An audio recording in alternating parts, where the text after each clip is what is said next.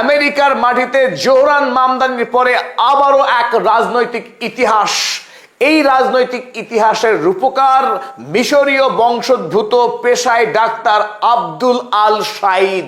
প্রথমবারের মতো আমেরিকায় মুসলিম কোনো একজন ব্যক্তি আমেরিকার পার্লামেন্টে সেনেটর হতে যাচ্ছেন আব্দুল আল সাঈদ। আর তিনি আজ সারাদিন হাড্ডাহাড্ডির লড়াইয়ের মধ্য দিয়ে ডেমোক্র্যাট প্রাইমারিতে মিশিগান থেকে নির্বাচিত হলেন আব্দুল আল সাঈদ। গতকালকেই আমরা ভিডিও করে জানিয়েছিলাম যে আমেরিকার রাজনীতিতে বড় সড় পরিবর্তন আসছে। এতদিন ধরে রিপাবলিকান এবং ডেমোক্রেটিক এই দুটি রাজনৈতিক দল ইসরায়েলের দাসত্ব করে আসছিল। ইসরায়েলের হয়ে আমেরিকার মাটিতে লড়াই করছিল দুটি রাজনৈতিক দল। ক্ষমতায় যে দলই আসুক না কেন, সেই দুটি দল অর্থাৎ ডেমোক্রেটিক এবং রিপাবলিকান এতদিন ধরে যে ইসরায়েলের জন্য মধ্যপ্রাচ্যে যে বর্বরতা করে আসছিল, সেই ইতিহাসের দিন এবার শেষ হতে যাচ্ছে। আমেরিকাকে ঘরের মধ্যে এবং বাইরে দুদিক থেকে মার চলছে। ইরান যেমন ভাবে আমেরিকাকে যুদ্ধে হারিয়ে প্রমাণ করেছে যে আমেরিকার এই সাম্রাজ্যবাদকে আর পৃথিবী মেনে নেবে না, অপরদিকে আমেরিকার ভেতরেই ইসরায়েলের বিরুদ্ধে লড়াই করে জয় হাসিল করেছে আব্দুল আল সাঈদ। ইতিমধ্যেই 99% ভোট গণনা শেষ, আর তাতেই বিজয়ী হলেন আব্দুল আল সাঈদ। মিশিগান তথা আমেরিকার ইতিহাসে এই প্রথম কোনো একজন মুসলিম ডাক্তার আমেরিকার রাজনীতিতে প্রথমবারের মতো সেনেটর হওয়ার লড়াইয়ে এবং সম্ভাবনা অত্যন্ত প্রবল। তিনি নভেম্বর মাসে আমেরিকার ইতিহাসে নতুন এক ধারা অধ্যায় শুরু করবেন আব্দুল আল সাঈদ।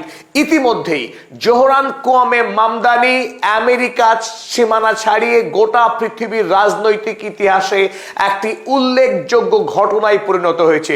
জোহরান মামদানির ব্যক্তিত্ব এতটাই শক্তিশালী যে আমেরিকায় ডেমোক্রেটিক রাজনৈতিক দলের মধ্যে প্রোগ্রেসিভ রাজনৈতিক একটি নতুন ধারা তৈরি করে ফেলেছেন এবং তার অনুগামী হয়ে আব্দুল আল সাঈদ তিনি লড়াই করছিলেন মিশিগানে।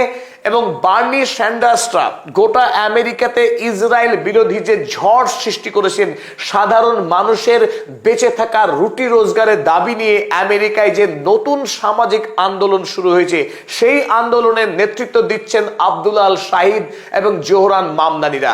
আমেরিকায় যারা গণতন্ত্রের সবচাইতে দাবিদার বলে বিশ্বাস করে, গোটা পৃথিবীতে গণতন্ত্রের ধ্বজা ধরে থাকে, সেই আমেরিকার রাজনীতি পুরোপুরি পক্ষাঘাতযুক্ত অসুস্থ এক রাজনীতি। ইলন মাস্কের মতো যারা অভিশপ্ত ব্যবসায়ী, যাদের হাতে $ট্রিলিয়ন টাকা, তারাই আমেরিকার রাজনৈতিক নেতাদেরকে পকেটে পুরে রাখে, ইচ্ছা মতো তাদের স্বার্থে আমেরিকার রাজনীতি, আমেরিকার প্রতিষ্ঠান, আমেরিকার সমাজকে ব্যবহার করে। আর পড়ে পড়ে এতদিন মার খেত আমেরিকার সাধারণ মানুষেরা। এই প্রথমবার জোহরান মামদানি যে রাজনীতি শুরু করেছিলেন, যে আমেরিকায় যে সমস্ত শ্রমিক যাদের নিজস্ব বাসা নেই, আমেরিকার সাধারণ গরিব মানুষ যারা তাদের ছেলে মেয়েদের চিকিৎসা করাতে পারে না, যারা তাদের ছেলে মেয়েদের লেখাপড়ার খরচ সামলাতে পারে না, একটার জায়গায় 3টে চাকরি করতে হয়, সেই আমেরিকার গরিব মানুষদের জন্য প্রথমবারের মতো রাজনীতিতে নেমেছিলেন জোহরান মামদানি।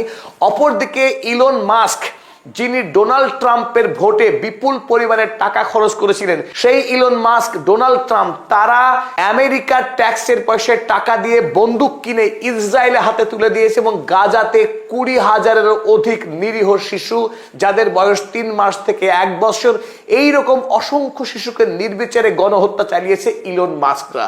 গোটা পৃথিবীতে একটার পর এক রাষ্ট্রকে আক্রমণ করে, শোষণ করে যে বর্বর রাজনীতি করত আমেরিকার ধনকুবেররা, সেই ধনকুবেরাই ছিল আমেরিকার রাজনীতির মূল প্রাণভোমরা।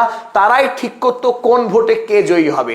আর এই প্রথার বিরুদ্ধে লড়াই করলেন আব্দুল আল সাঈদ। তারা সরাসরি বললেন, কর্পোরেট যে প্যাক, যারা বিপুল পরিমাণে খরচ করে রাজনৈতিক নেতাদেরকে কিনে নেয়, ভোটে জয়ী হওয়ার পরেই সেই সমস্ত আমেরিকার যারা পলিটিশিয়ান, রাজনীতিবিদ, তারা কাজ করে বড় বড় কর্পোরেট হাউসের জন্য, ইসরায়েলের জন্য, সেটা চলতে পারে না।